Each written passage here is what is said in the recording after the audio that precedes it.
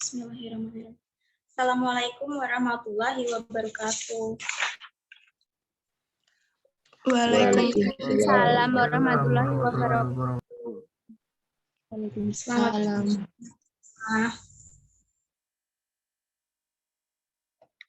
Bagaimana kabarnya hari ini? Alhamdulillah baik, Bu. Alhamdulillah.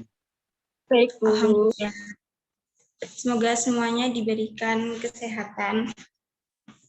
Oke, sebelum kita mulai kelas pada pagi hari ini, kita berdoa terlebih dahulu ya. Berdoa menurut agama dan keyakinan masing-masing, berdoa dimulai. Berdoa selesai. Di sini hadir semua ya? Apa ada yang tidak hadir? Hadir semua, Bu. Hadir semua, Bu. Oke, kita langsung mulai ke materi pembelajaran pada hari ini.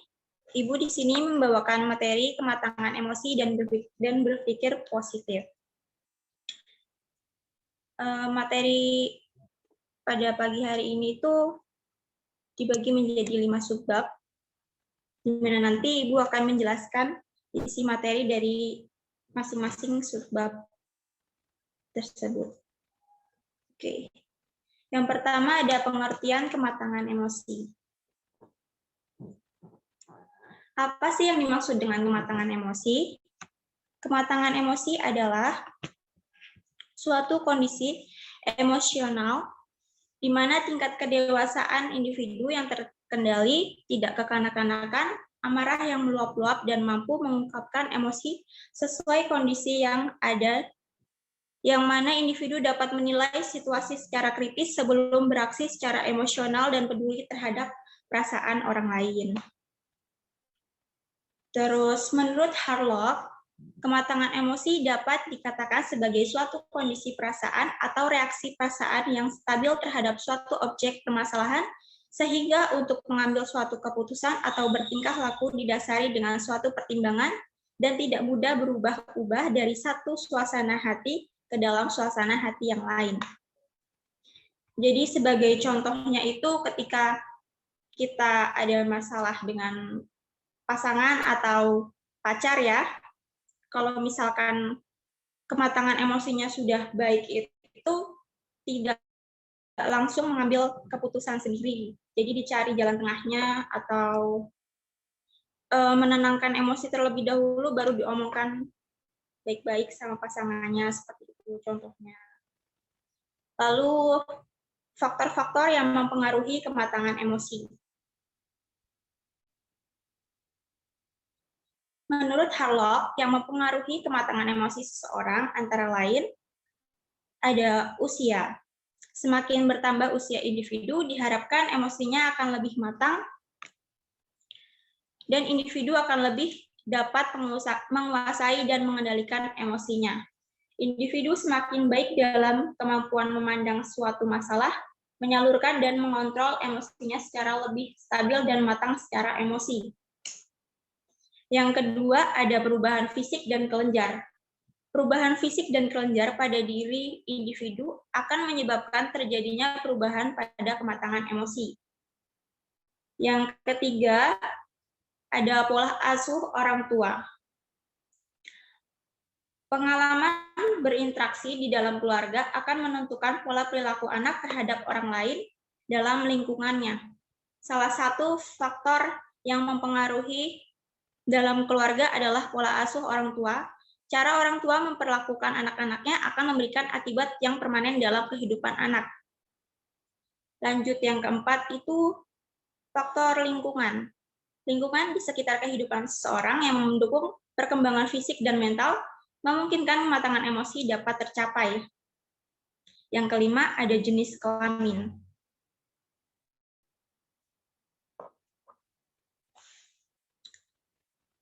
Laki-laki di perempuan, mereka memiliki pendapat tentang kemaskulinan dirinya sehingga cenderung kurang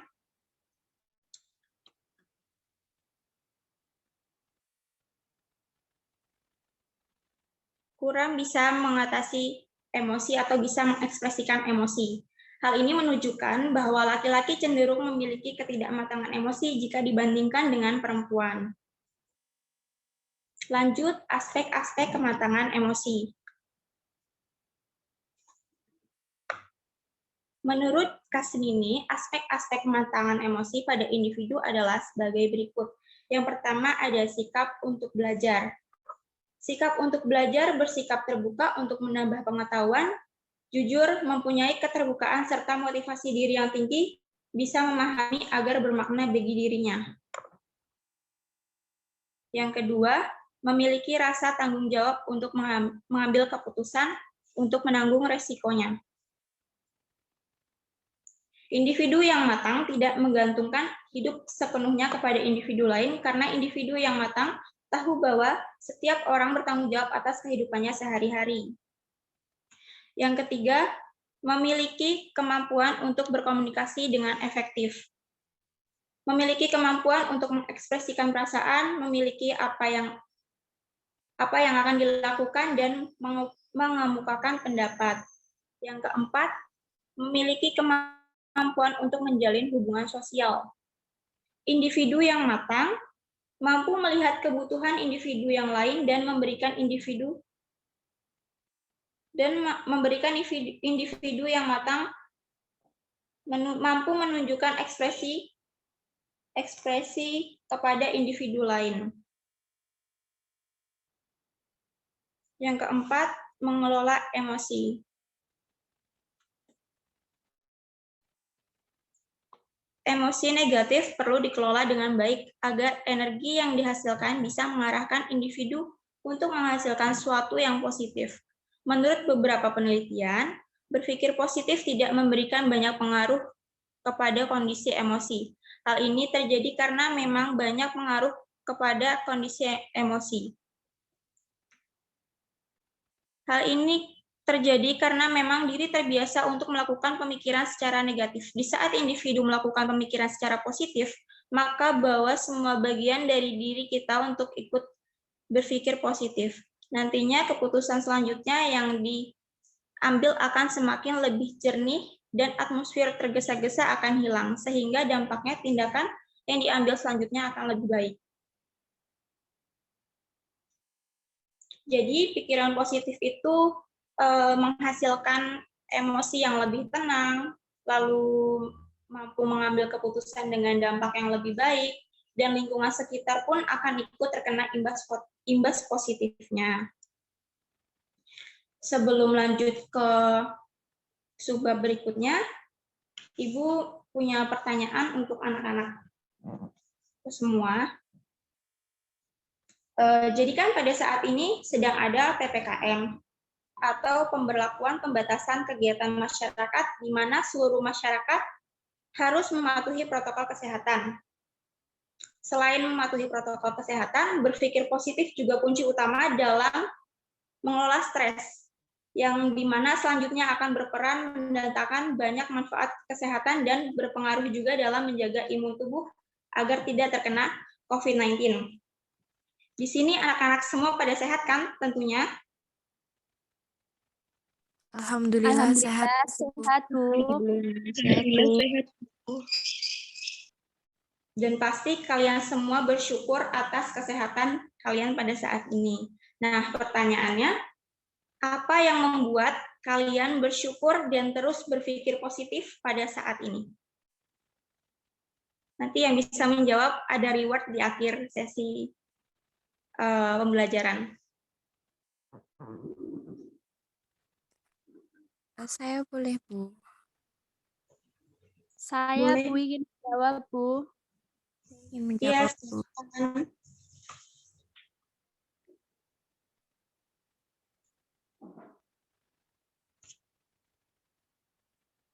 Mbak Retno atau siapa?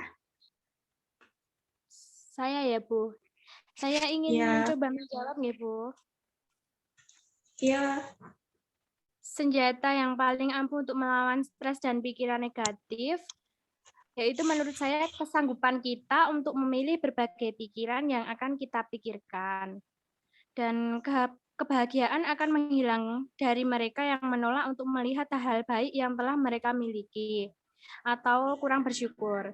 Saat kehidupan memberikan banyak alasan untuk berpikir negatif, saya mencoba sekuat tenaga untuk berpikir positif. Mungkin itu Bu yang bisa saya sampaikan mengenai pertanyaan yang telah Ibu beri. Ya, makasih atas jawabannya, Nak Retno.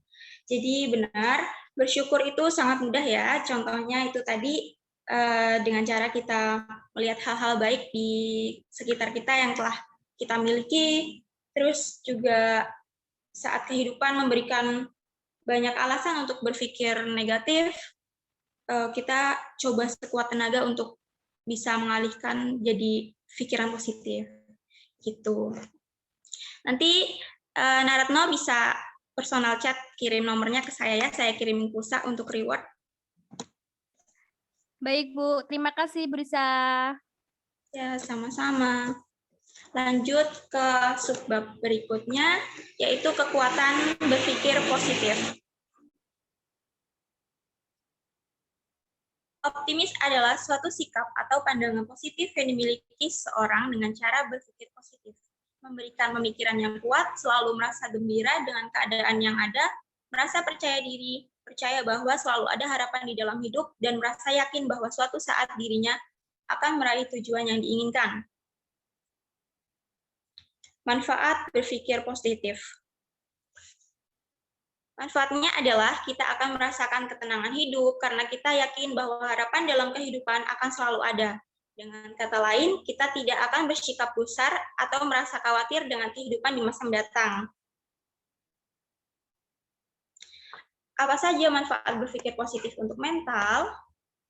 Yang pertama itu bisa meningkatkan kreativitas, lalu meningkatkan kemampuan menghadapi dan memecahkan masalah, lalu juga bisa berpikir lebih jernih, lalu meningkatkan kesehatan mental, meningkatkan suasana hati, dan mengurangi depresi. Yang keenam, membentuk kematangan emosi dan kekuatan berpikir positif melalui pendidikan jasmani.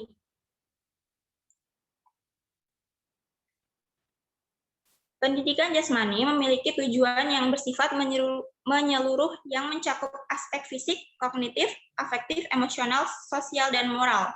Pendidikan jasmani merupakan suatu proses interaksi antara siswa dan lingkungan yang dikelola melalui pendidikan jasmani secara sistematik untuk membentuk manusia seutuhnya, yaitu untuk mengembangkan aspek psikal, psikomotor, kognitif, dan aspek afektif.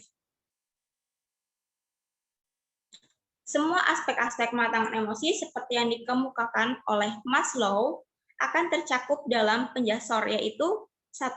Bersikap realistik, 2. Menerima diri sendiri dan remaja lain seperti apa adanya, 3. Mempunyai spontanitas, 4. Tidak tergantung pada remaja lain dan mementingkan adanya privasi, serta mampu menyelesaikan pekerjaan tanpa harus tergantung pada remaja lain. Yang kelima, atau yang terakhir, menyadari adalah adanya perbedaan pendapat dalam mencapai tujuan dan mementingkan nilai-nilai etik dan moral dalam mencapai tujuan hidup. Oke, jadi itu saja materi yang dapat Ibu sampaikan pada hari ini. Nanti ada tugas berupa LKPD yang harus anak-anak isi, nanti linknya Ibu share lewat grup WhatsApp ya. Sekian pembelajaran pada hari ini, tetap jaga kesehatan, tetap jaga protokol kesehatan, dan jangan lupa bersyukur untuk hari ini. Sekian, Assalamualaikum warahmatullahi wabarakatuh. Waalaikumsalam warahmatullahi wabarakatuh. Waalaikumsalam warahmatullahi wabarakatuh. Terima kasih.